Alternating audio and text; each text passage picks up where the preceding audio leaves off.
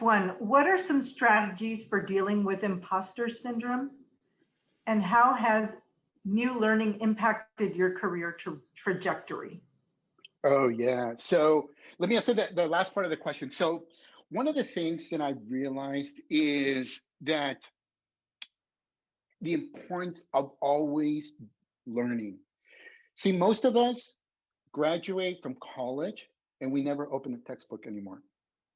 We don't read or even audiobooks. And for me, that's one of the things that I learned because I was that shy person that didn't know what to say to strangers. My friend, I told you at the beginning, my friend Will Rivera, that dude went off to go to law school, to Bolt Law School, and for many years now works down in Los Angeles for district attorney. That guy could speak off the cuff. And I used to look at Will and I would be in awe and amazement. I'm like, oh my God, it's like, I wish I could be like Will. And I embarked in a personal growth and development, kept reading, et cetera, and so forth, okay? So always be learning. Now, in terms of imposter syndrome, that's another talk that I do, okay? But I'll give you just some general tips. First of all, with imposter syndrome, part of it is we need to let go of some of the cultural baggage, some of the misperceptions that we have, okay? Secondly, is that we need to believe in ourselves.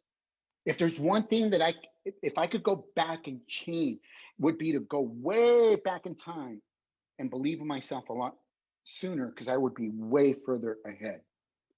The other thing too with imposter syndrome is we need to stop caring what other people say, the opinions of others. Folks, 5 years ago, when I lost both my parents, my dad first, 4 months later, I have half siblings on my dad's side. And I'm not blaming, I'm just telling a story here.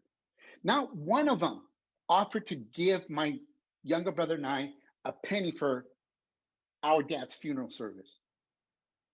I'm not knocking them, but I'm just telling you that it was eye-opening for me, because why should I be worried about your opinion if you don't pay my bills?